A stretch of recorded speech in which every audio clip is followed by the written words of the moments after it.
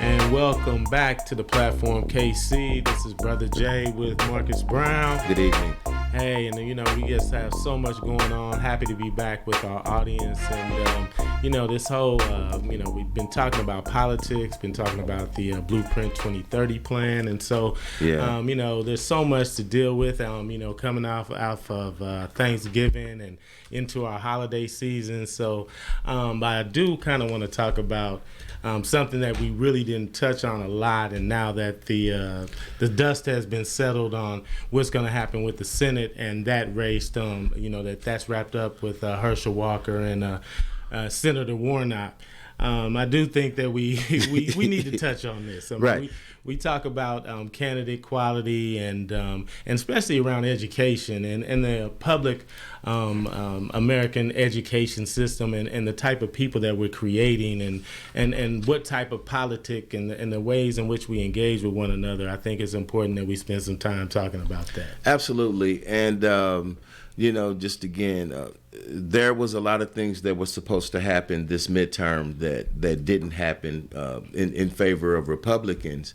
And a lot of it didn't happen because they felt that they could do politics as usual. And then there was a large swatch of folks, even in the Republican Party, that are now saying that, hey, y'all gonna have to do a little bit better than just running these folk out here that are really just spewing venom, but are not really pushing political issues. Absolutely. And I think, not to just pick on one candidate, because there were any number of horrible candidates exactly that ran from Dr. Oz on down. Carrie Lake, she's still out in Arizona acting a fool. And right. so, but Herschel just kind of encompasses all of the foolishness, So, well, again, it's like, when you miss your good old garden variety crazies like Michelle Bachmann. Right. Exactly. Where Sarah Palin's even like, he's dumb. That's the crazy thing. So yeah, that's that thing. Again, and to the degree that the establishment felt that they need to get a black person to run against Raphael Warnock versus getting a qualified person to run against Raphael Warnock, I think was large in their folly. Yeah, and I think that was a part of the politics as usual. But then when you really dig into the specifics of it and the hold that Donald Trump had on the party, right, and that was a huge part of the reason why so many of these terrible candidates ended up in the primaries was because they, would spew what Donald Trump said about the election. They were election deniers, and so they were popular with his base. And so I think that also speaks to internal problem with the party of how do they continue to energize their base but also deal with the crazies that they've attracted because of that. Right. Well, and that's the thing. You can't have it both ways. Right. Either you're going to tame it or you're going to let it be off the leash and run around. Y'all want to have it both ways. And that's what we saw. We saw you guys try to have it both ways, and it doesn't work. And furthermore, for the people that are, really in support, it's like, they're not getting anything done for you either because they're not focusing on issues that really affect changing your life. The 3 to 4 wedge issues that Republicans use to keep you guys constantly voting against your interests never gets the needle moved. Again, I think about when I took my trip and in my travels on my motorcycle, and I was in a lot of small towns, man. Yes. I was on a lot of main streets that you can't say that transgenders did this. Absolutely. You can't say that black folks did that because there's none here. Absolutely. So again, just the boogeyman that they like to traipse out there on that national level as it relates to just keeping folks separate is something that we all gonna have to evaluate sooner or later. Absolutely, and just to kind of wrap things up, it also just speaks to me just of the very cynical part of politics that turn people off eventually. Right. I think that whole spiel is kind of ran its course. It's like that sugar high. He appealed to a lot of the negativity and a lot of the things that people can latch on to. But then after a while, then what's next? Right. How do you govern like that? Absolutely. And you can see, there's no way to do it successfully. Right. And it was clear that he had no platform. Right. And it was clear that he was going to do what he did as a football player, is run whatever play that the coach put in. Right. And and to be honest with you, I don't even know that he was capable of doing that without someone really propping and holding him up. And in some cases, literally, because when he was parked between Ted Cruz and Lindsey Graham, oh my God, it looked like they were literally holding him up. Well, I felt a little sorry for that situation, and there was a few times when and it's like you're not even speaking. It's not even like, okay, dialogue. No. Right. This is the guy. I can't believe black. That was the other thing. I can't believe black people don't want him as a role model. What do you mean? Now, who are the arbiters of role models? That's generally something that individuals decide for themselves, not that's stressed upon folks. But anyway. Well, and then also it just goes to how detached you really are from black folks. The idea that you really think we're still at the point where we're just so happy to see a black face anywhere that right. we'll accept anything. Right. And once again, that just speaks to that disconnect when you're not really about the business of really pushing things forward and doing the people's work that you're sent there to do. Right. When you're really about trying to get reelected, and really, let's be honest about it. No one spends spends millions of dollars for a position that earns you a couple of $100,000 unless you try. They broke records in this cycle. Exactly. And so we know what that's about. And like I said, that's that cynical part of politics that hopefully, we see the people in a lot of cases because, let's be honest about it, here in the state of Missouri, we still have election deniers. We still have a lot of those folks who are in our state legislature who are making decisions. So Missouri's one of those states that voted against the student loan forgiveness component that Joe Biden's administration has put forth. So we're one of those states that's party to that lawsuit, just to put that out there. Absolutely. And so while I think the fact that in an economy that is where we're at, with inflation where we're at, the fact that this administration was able to hold on to the Senate and barely lose the House under those conditions speaks to, I think, the American people seeing through a lot of the BS. Well, and so hopefully, like I said, we got to continue to push this conversation forward. Absolutely. And still, he got, a million. 1.7 million votes. And so that's something that, again, while it is a victory, you can't be like, the job is done. Again, and for everybody and anybody that worked on any campaigns during this cycle at any level, we can't go to sleep. We can't think that the work is done. Now we can just go back and rest now. Folks still need to be supported. So there was, two big major events that were important over the past week. Jay, you attended one, and I attended one. So that was great. Black KC sponsored this component that focused on the economic impact of closing schools and what the economic impact would be as it relates to Blueprint 2030. Yes. And the numbers were startling. Right. And I know we kind of touched on that on Changing Narratives last week, but I know, in being able to attend the event and really kind of soaking it up. And I know even beyond what we know about the economic impact, but, just kind of share some of the things, the specifics on what you learned at that. Absolutely. Well, again, one of the things that was startling to me, well, I wouldn't say startling because I'm not so surprised, right. But definitely when we look at the numbers around poverty levels, that was one of the big differences. When you're closing schools in institutions in areas where there's a high level of poverty, the effects are more adverse, right? So we're talking about a 30% increase in crime in the areas where you close schools.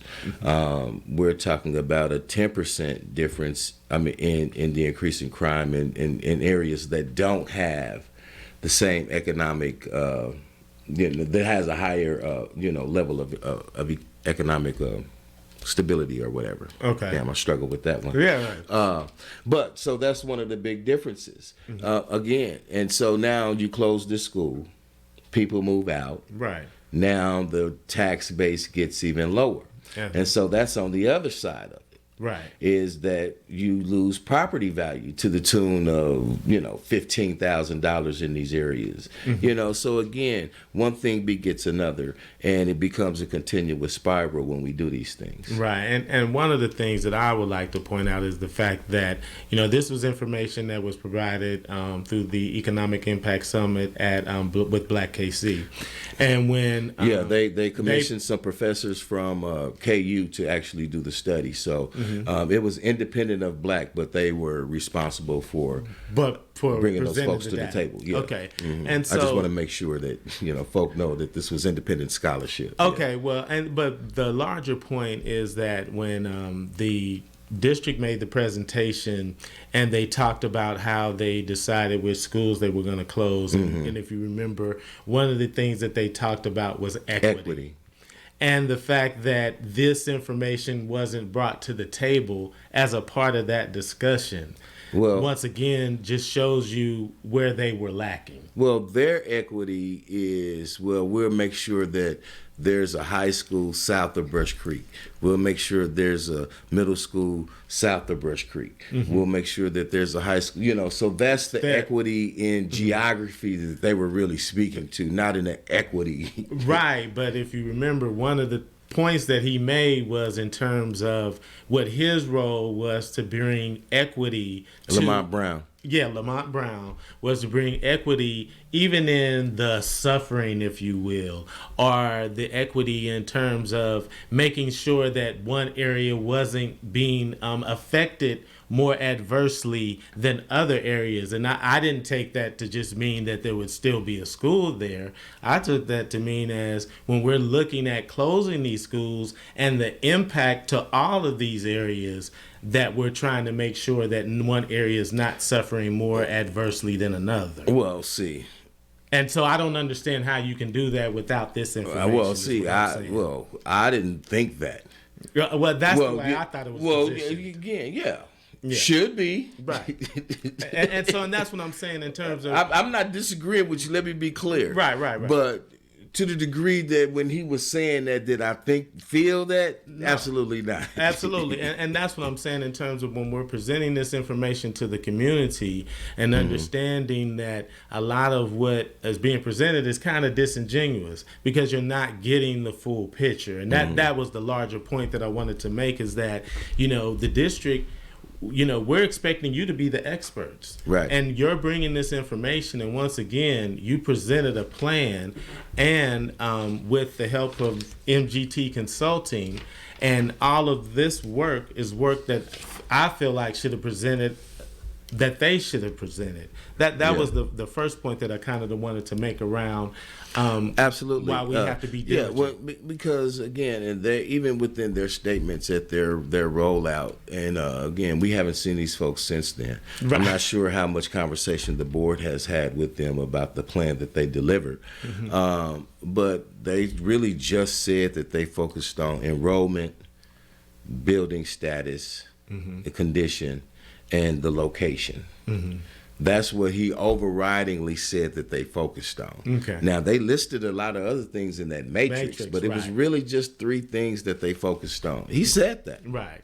So, again, the spirit in which this is done, the thoughtfulness in which it's done is something that I'm glad, is getting some pause, and that kind of brings us to the other side of this piece. Yes. So again, on December 7th, there was a special board meeting held, and I was glad to hear this because there was some extra pause given before this extra board meeting that comes up on the 14th, and so this was to discuss Blueprint 2030. And so Jay, you had a chance to go to the meeting, Right. And so just talk about what that was and what you was able to see. But it was a discussion about Blueprint 2030. Right, and so the special board meeting that they had, the district presented basically kind of a revitalized strategy, if you will, to the proposal. They're still, they listened to the community, it sounds like, and the feedback made a difference in terms of what they're going to present as their recommendation next week, and not focusing on closing up to 10 schools, reducing it down to 2.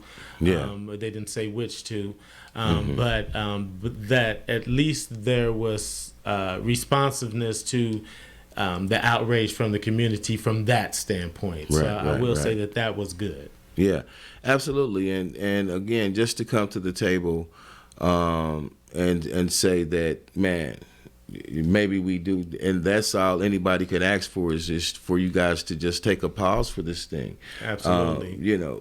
I didn't hear a cacophony of folks saying Blueprint 2030, Blueprint 2030. Right. And so if you're hearing a cacophony of folks saying just the opposite, then you should reevaluate it. That only makes sense. And so any other things that, that we could take away from that without, Yeah, absolutely. I mean, just a few observations from the meeting. I felt like, Dr. Collier addressed some of the concerns from the district standpoint. I definitely give her kudos for being passionate in her presentation, and I don't ever want to disparage her intentions, because I do think she comes across as someone who has the kids' best interests at heart and who is working diligently to move things forward. Having said that, some of the conversation around let's not just focus on our failures, what about the failures of the charter schools, I felt was not as productive as it could have been in terms of the focus on what this meeting was about. And then, also after announcing some of the things that they were focused on relative to the transition, then they decided to go into closed session. And I do want to, mention the fact that Candace Buckner. Candace Buckner. Ooh. Yeah, sorry about that. You got Candace Owens on the brand? No, it was just Candace. I can't stand Candace Owens. But Candace Buckner was mentioned, brought up the fact, why were they going into closed session based on, what how that related to the statute of when they can go into closed session. And I thought that was an interesting exchange.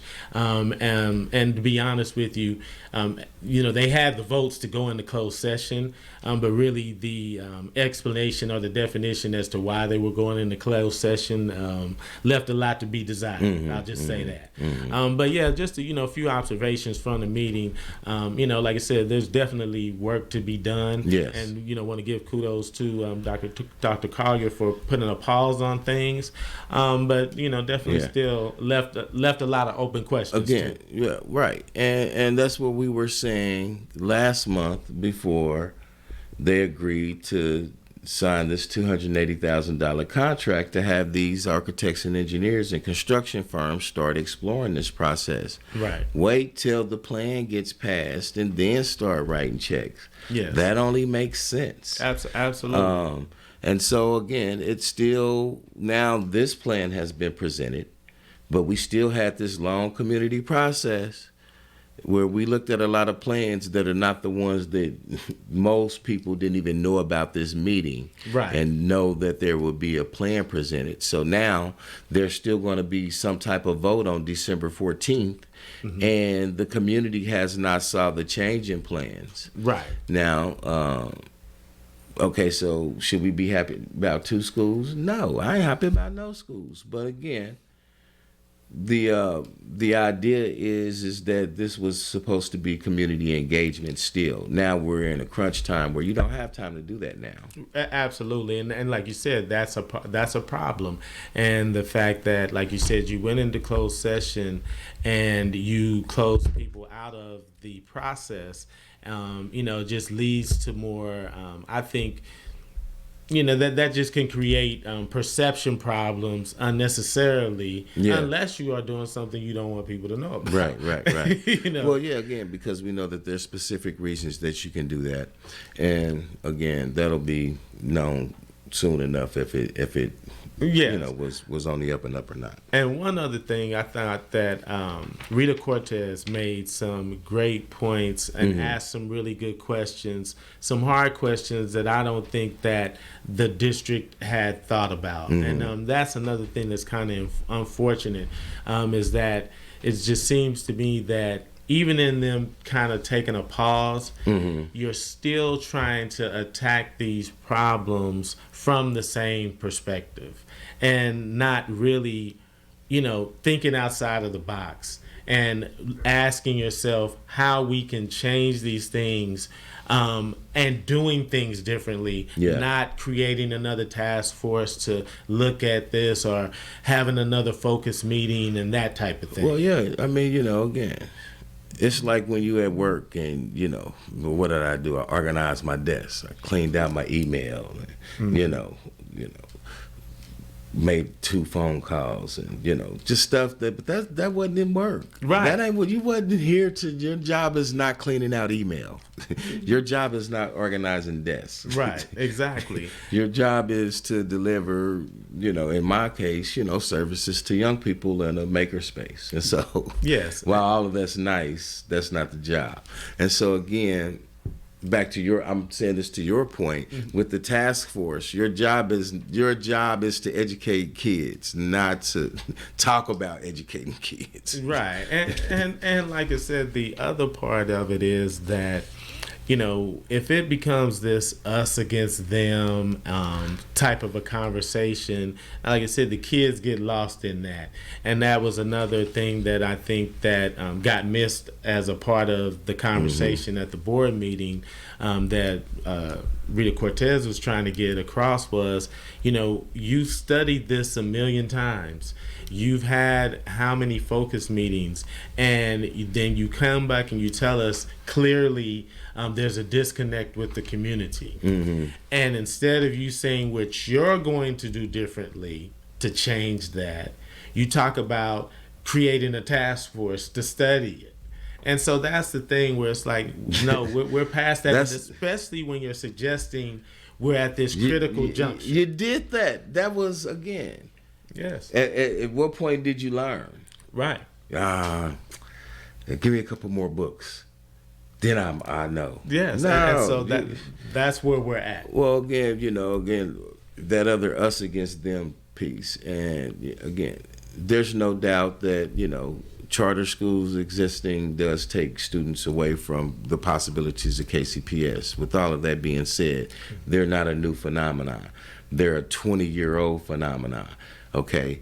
20-plus-year-old phenomenon. So at what point, like in the wintertime, do you say, well, it's snowing, but I still got to go to the store. We still have to go to work. We had a couple of days, but now we can't stay in the house forever. Right. So you can't continue to use that specter 20 years down the road as the problem, as the main problem. But again, the idea about us against them is that we have folk that are looking at county level positions and is still putting those stakes in the ground. Right. And that's in, reference to Manny. Absolutely. And when we're talking about consulting and MGT and the fact that the irony of the argument about charters, when you would use a consulting firm that is so heavily invested in charters, everyone on the among their leadership is the CEO or has been the CEO of a charter school, and then or founded. Yes, and as a public school district, but this is who you chose to, I'm sure, pay hundreds of thousands of dollars in consulting fees to advise you on moving forward as a district. And so that's a part of it that I think, is Manny's silence about MGT, but how loudly he wants to bring up charter schools. Yeah. And that's interesting to me. Well, again, and, with him now being elected to the Jackson County legislature, and it's in the bylaws that you can't occupy another seat. The KCPS school district receives money from Jackson County property tax. Mm-hmm. So you can't be in both of those places. Right. And so now again, just the idea that charter schools are part of Jackson County. KCPS is part of Jackson County. Mm-hmm. And you don't want to relinquish your seat. There's an article in the Kansas City Star that you need to go check out about several people that are on school boards. It's not just Manny. It's about 4 people. You need to read the article who are holding their board seats on school boards in Hickman Mills and in KCPS and another one. I think the person in Raytown gave their seat up. Yeah, they're planning on giving their seat up. Right. Yes. And then so these other folks want to, Manny's actually suing. Yes. To try to maintain his position on KCPS board for another 2 years while he serves on the Jackson County legislature. Mm-hmm. It's again, that's that Trump mess. I and I alone can fix it. Right. As if there's only one person for the job, but more importantly, you knew that before you took that post. Right. And in that context, once again, I would expect someone that is fighting to hold on to that seat to be vocal and vociferously involved in these discussions. And I have yet to hear that. And like I said, for someone who is especially now a part of the legislature, you would certainly seem like you would be concerned about every single dollar. Right. Every dollar that's being spent, and being fiscally responsible, and being a good shepherd of the money that you're stewards over. And the fact that you haven't said one word about MGT Consulting is just curious to me. Yeah. I can't imagine you don't know their reputation, and you don't know what they stand for. Well, again, and that was the part of the readout, and they went back and put on the website how much they paid MGT since 2014, and it's about $160,000. But I also saw their parent company, Strategos, have a line item in that October budget too. So there's some other looking to do, but again, that's neither here nor there.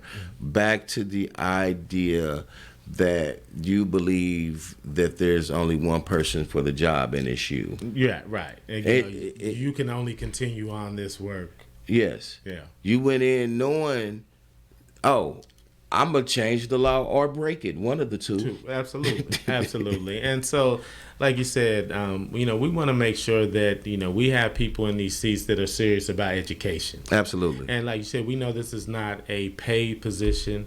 This is something that hopefully you are doing this for the love. And like you said, because you want to make a difference with these kids. And it's hard to serve two masters, as they say. Absolutely.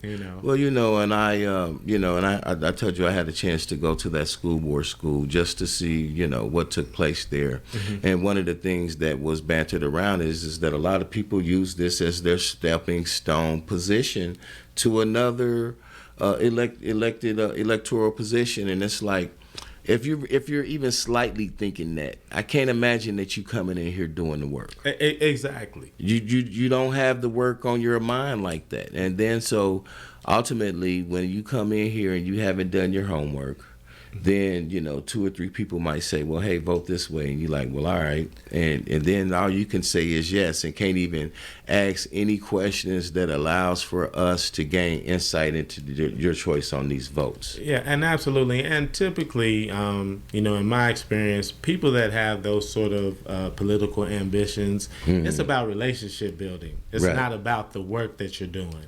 And so where it becomes beneficial to have a relationship with an MGT consulting is, even if it doesn't benefit you directly financially, you have now tentacles nationwide. Right. And so when I look to make that move, I have a relationship with an organization that touches all over this country. And so, like I said, we have to be very careful when we're looking at people and their agendas when they're moving into these seats, and understanding that we are at a very critical juncture relative to public education in Kansas City's history, and understand that there are a lot of folks that are trying to sink their hooks into this community. Absolutely. And so they know what's planned and what's going to happen in the inner city in this future. And so, we have to make sure that we have our say and we're a part of this process. Absolutely. So again, I just want to make sure that everybody knows that, again, they're going to be voting on some iteration of this Blueprint 2030 plan come December 14th, or maybe it might just get tabled again for more community input. Again, this is the time where we know that 3 board members will be coming on new, at least in April. There's currently a search for a new superintendent. So that's all underway. And we're talking about drastic changes. At the same time, some big pieces will be moved on the table within the next few months. And so, again, just remember December 14th is the board meeting. If you can't make it down there, check out the live stream on their website. Just go to the KCPS Schools website and go to the board meetings, and you can find the live stream there. Right. We'll put a link to it, too. Yeah, absolutely. And so, like you said, we're going to continue on with this conversation, because the thing about it is